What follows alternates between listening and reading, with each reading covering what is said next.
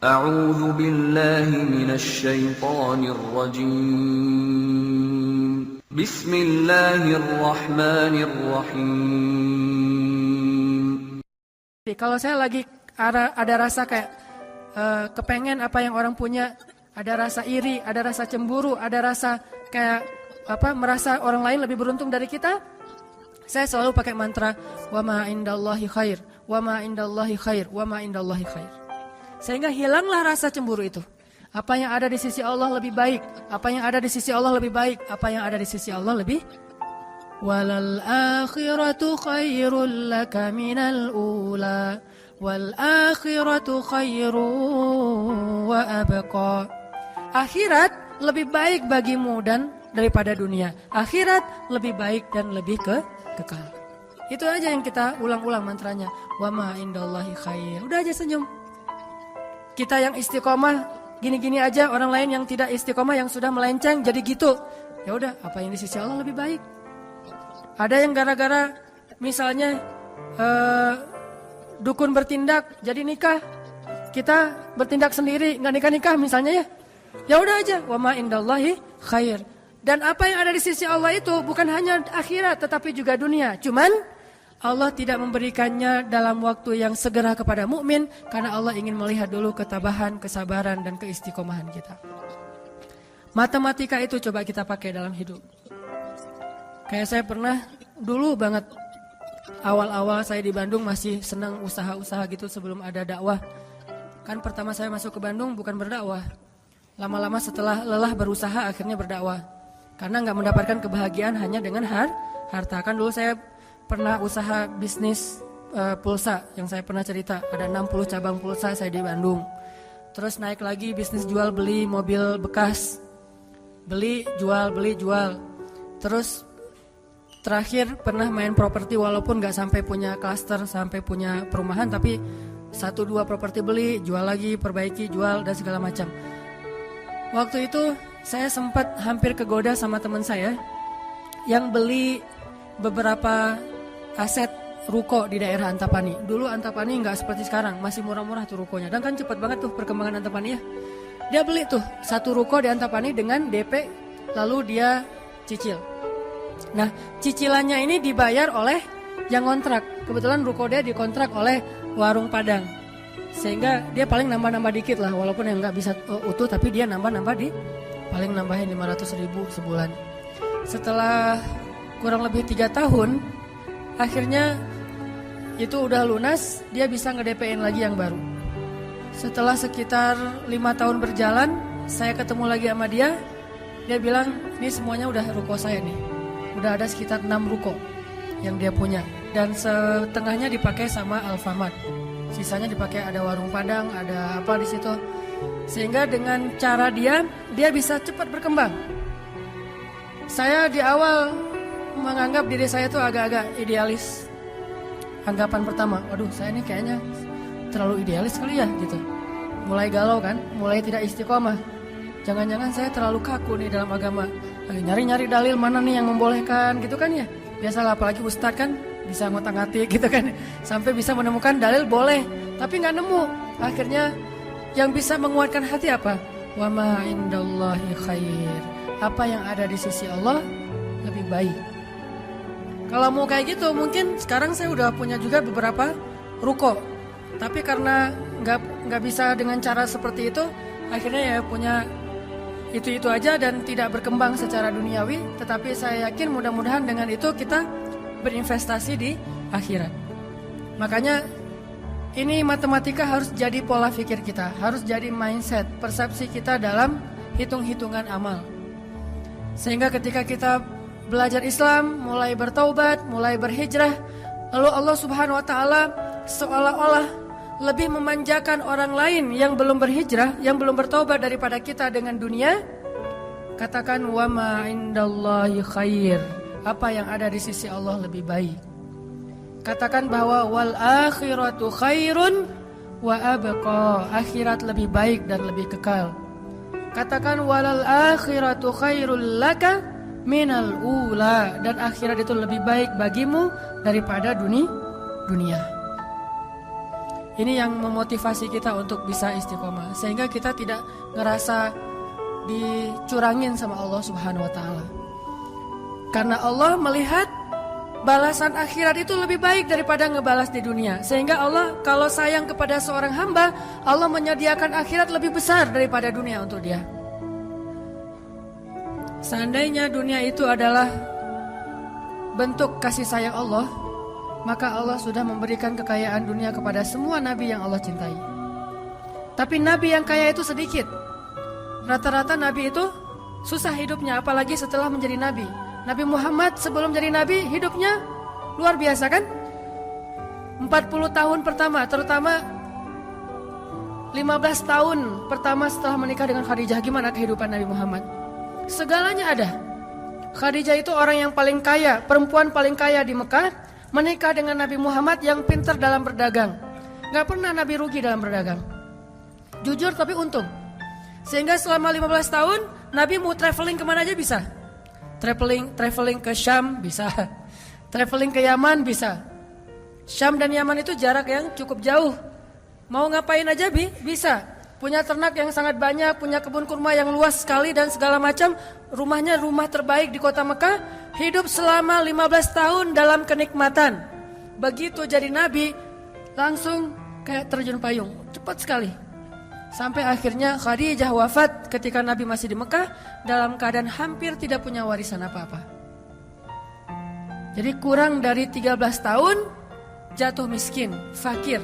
Sampai ketika hijrah ke Madinah, Aisyah curhat. Apa kata Aisyah? Di rumah Rasulullah itu lebih dari 1 bulan tidak ada asap di dapur. Dalam keadaan tidak pernah masak selama berbulan-bulan. Soalnya kalau kita mah beli warung Padang, jadi gak perlu masak ya. Kenapa itu rumah gak pernah masak? Yalah, soalnya dia punya warung, jadi masaknya di warung, tinggal dibawa aja ke rumah. Nabi benar-benar gak pernah masak tuh. Coba bayangin, pernah gak Nabi bilang gini ke Allah, Allah lah, saya kan kerjanya sama Allah, kok malah jadi kayak gini, hidup saya jadi susah gini. Enggak pernah Allah Nabi mengatakan demikian. Kenapa? Karena Nabi tahu logikanya. Nabi benar dalam menggunakan logika hitung-hitungannya. Nabi tahu matematikanya, sehingga Nabi gak pernah mengeluh ke Allah, kok saya sejak jadi Nabi jadi susah Allah. Katanya saya kekasih Allah, kok saya diperlakukan kayak gini. Gak pernah Nabi ngomong kayak gitu. Kalau Nabi aja kekasih Allah, malah jadi susah gara-gara jadi kekasih Allah secara duniawi, tidak pernah mengeluh. Terus siapa kita mau mengeluh dan menuduh Allah dengan tuduhan-tuduhan yang tidak benar? Apakah kita merasa bahwa setelah kita berhijrah, Allah harus memberikan kepada kita dunia yang di mata Allah tidak ada nilainya? Berarti kita meminta kepada Allah sesuatu yang tidak baik dan membuang sesuatu yang baik. Itulah yang dulu pernah dinasihatkan oleh Musa kepada Bani Israel di dalam surat Al-Baqarah. Coba teman-teman lihat di surat Al-Baqarah itu ayat 61.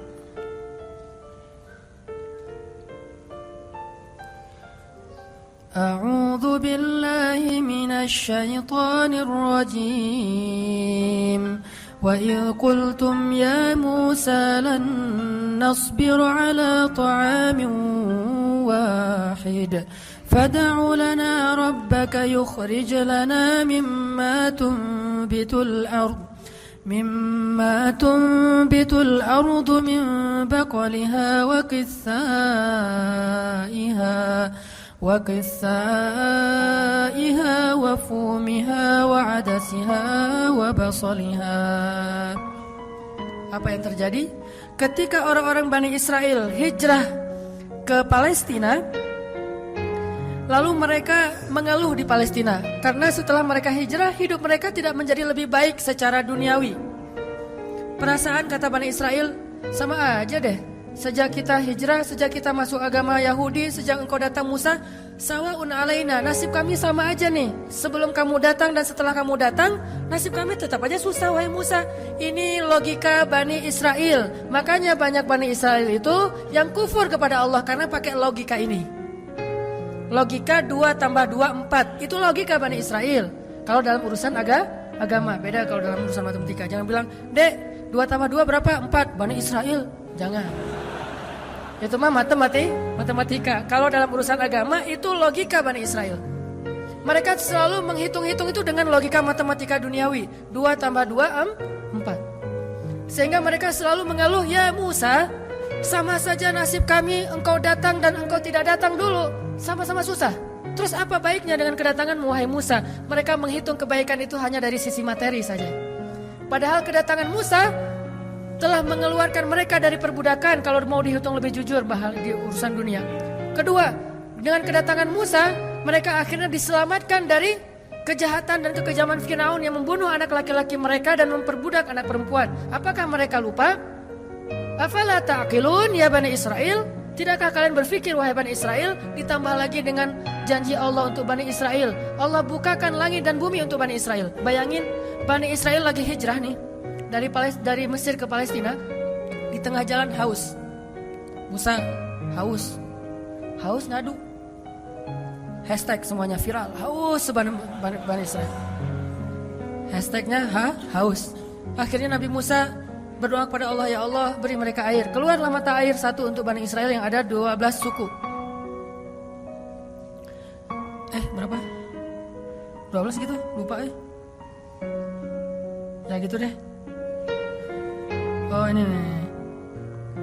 Ya 12. Ithnata asyara aina. 12 suku. Pakai satu mata air. Udah gitu karena Bani Israel ini orangnya gak bisa teratur hidupnya.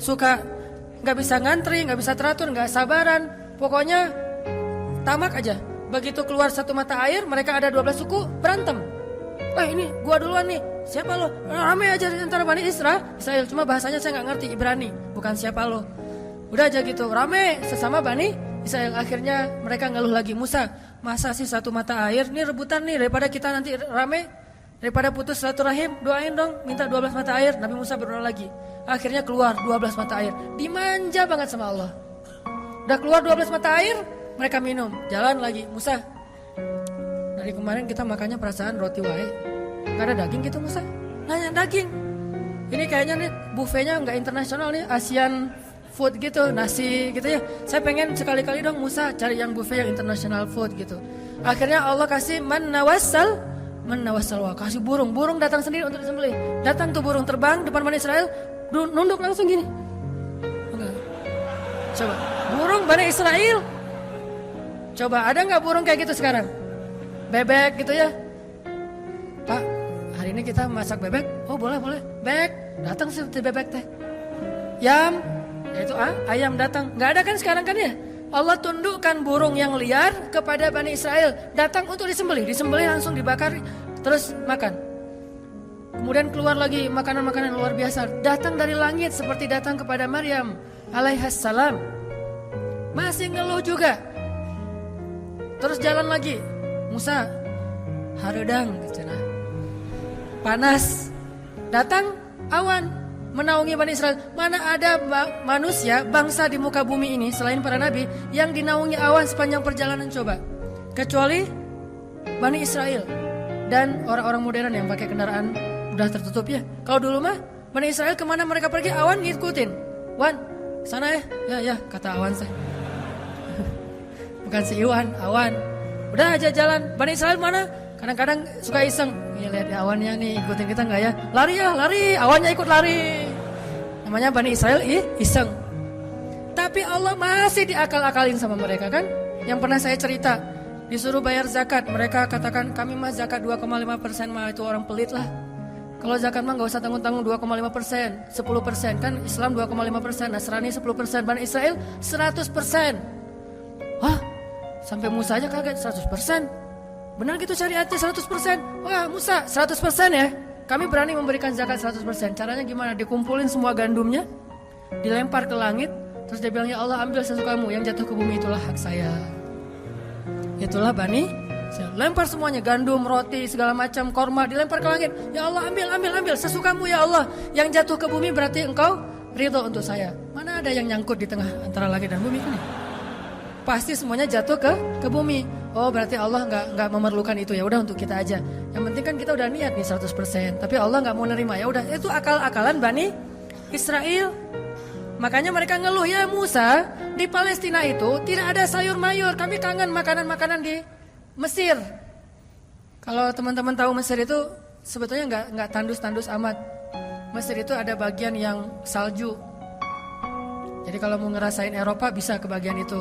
Ada yang bagian yang benar-benar padang pasir, ada yang bagian yang subur luar biasa.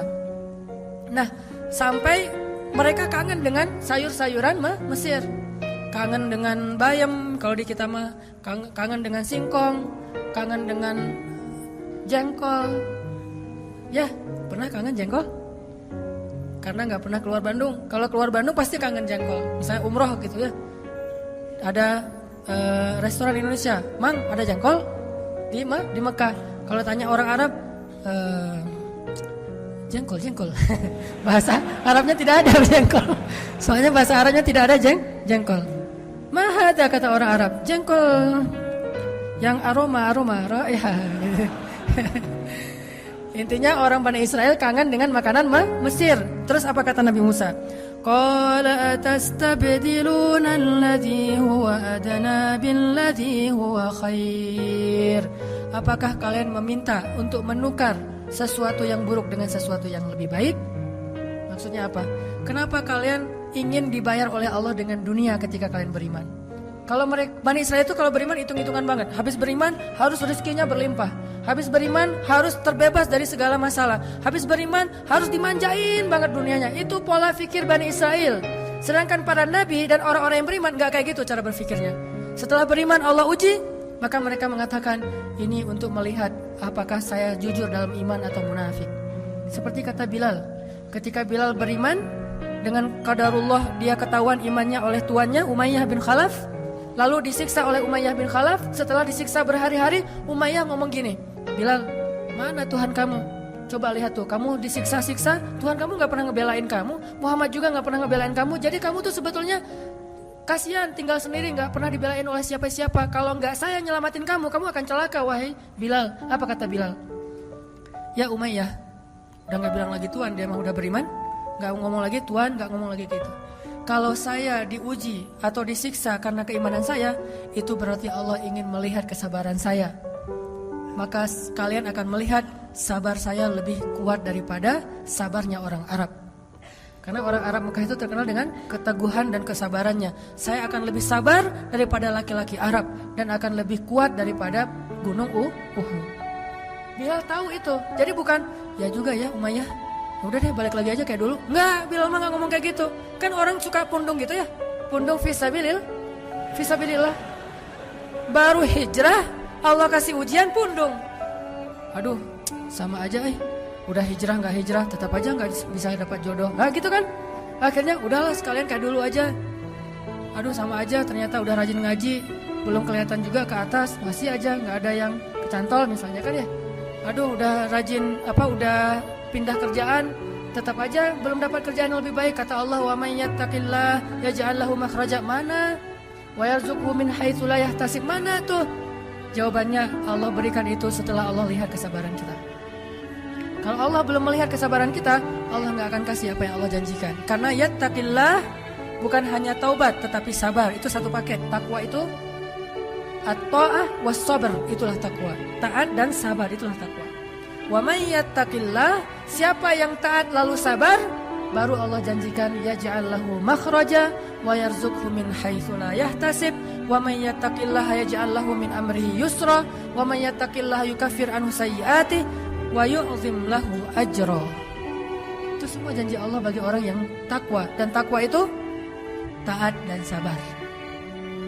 Kalau taat doang tapi enggak sabar, pundung tadi, maka Allah tidak punya janji apapun dengan dia. Ini logika yang dipakai oleh Allah, hitung-hitungan matematikanya Allah Subhanahu wa taala, sehingga kita tidak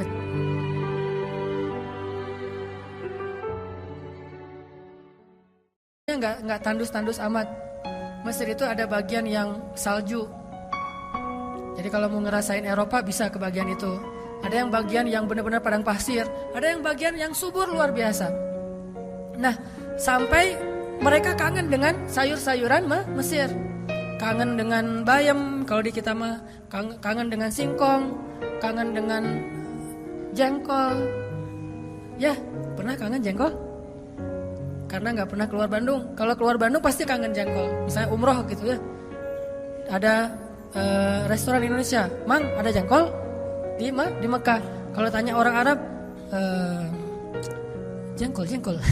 Bahasa Arabnya tidak ada jengkol. Soalnya bahasa Arabnya tidak ada jengkol. Mahada kata orang Arab, jengkol yang aroma raihah. Intinya orang Bani Israel kangen dengan makanan Mesir. Terus apa kata Nabi Musa? Qala atastabdiluna alladhi huwa adna billadhi huwa khair. Apakah kalian meminta untuk menukar sesuatu yang buruk dengan sesuatu yang lebih baik? Maksudnya apa? Kenapa kalian ingin dibayar oleh Allah dengan dunia ketika kalian beriman? Kalau mereka Bani Israel itu kalau beriman hitung-hitungan banget. Habis beriman harus rezekinya berlimpah. Habis beriman harus terbebas dari segala masalah. Habis beriman harus dimanjain banget dunianya. Itu pola fikir Bani Israel. Sedangkan para nabi dan orang-orang yang beriman gak kayak gitu cara berfikirnya. Setelah beriman Allah uji, maka mereka mengatakan ini untuk melihat apakah saya jujur dalam iman atau munafik. Seperti kata Bilal. Ketika Bilal beriman dengan qadarullah dia ketahuan imannya oleh tuannya Umayyah bin Khalaf. Lalu disiksa oleh Umayyah bin Khalaf. Setelah disiksa berhari-hari, Umayyah ngomong gini, Bilal, mana Tuhan kamu? Coba lihat tuh, kamu disiksa-siksa, Tuhan kamu gak pernah ngebelain kamu, Muhammad juga gak pernah ngebelain kamu. Jadi kamu tuh sebetulnya kasihan, tinggal sendiri, gak pernah dibelain oleh siapa-siapa. Kalau gak saya nyelamatin kamu, kamu akan celaka, wahai Bilal. Apa kata Bilal? Ya Umayyah, udah gak bilang lagi Tuhan, dia mah udah beriman. Gak ngomong lagi Tuhan, gak ngomong lagi gitu. Kalau saya diuji atau disiksa karena keimanan saya, itu berarti Allah ingin melihat kesabaran saya.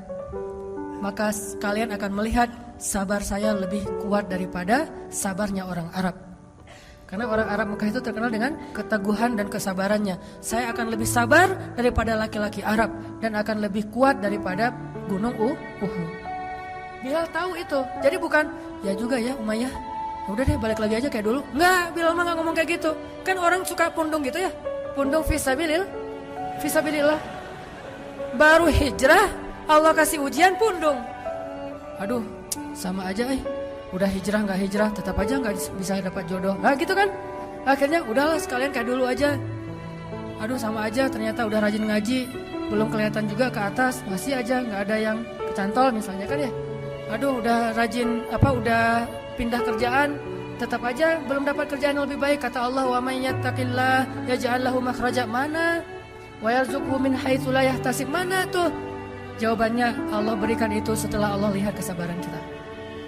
Kalau Allah belum melihat kesabaran kita, Allah gak akan kasih apa yang Allah janjikan. Karena yattaqillah bukan hanya taubat tetapi sabar. Itu satu paket. Takwa itu at-ta'ah was-sabr, itulah takwa. Taat dan sabar itulah takwa.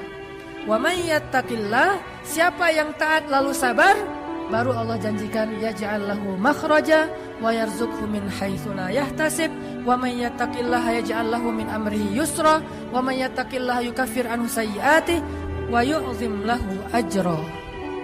Itu semua janji Allah bagi orang yang takwa, dan takwa itu taat dan sabar. Kalau taat doang tapi gak sabar, pundung tadi, maka Allah tidak punya janji apapun dengan dia. Ini logika yang dipakai oleh Allah, hitung-hitungan matematikanya Allah Subhanahu wa taala, sehingga kita tidak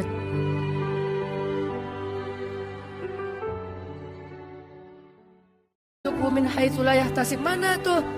Jawabannya Allah berikan itu setelah Allah lihat kesabaran kita. Kalau Allah belum melihat kesabaran kita, Allah gak akan kasih apa yang Allah janjikan. Karena yattaqillah bukan hanya taubat tetapi sabar. Itu satu paket. Takwa itu at-ta'ah was-sabr, itulah takwa. Taat dan sabar itulah takwa. Wa may yattaqillah, siapa yang taat lalu sabar, baru Allah janjikan yaj'al lahu makhraja wa yarzuqhu min haitsu la yahtasib. Wa may yattaqillaha yaj'al lahu min amrihi yusra wa may yattaqillaha yukaffir anhu sayyi'atihi wa yu'zim lahu ajra. Itu semua janji Allah bagi orang yang takwa, dan takwa itu taat dan sabar. Kalau taat doang tapi gak sabar, pundung tadi, maka Allah tidak punya janji apapun dengan dia. Ini logika yang dipakai oleh Allah, hitung-hitungan matematikanya Allah Subhanahu wa taala, sehingga kita tidak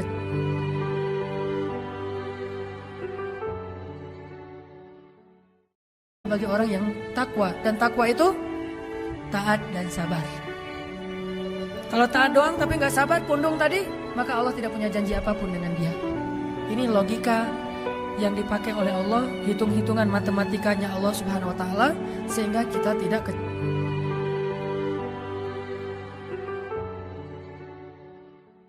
matematikanya Allah Subhanahu wa taala, sehingga kita tidak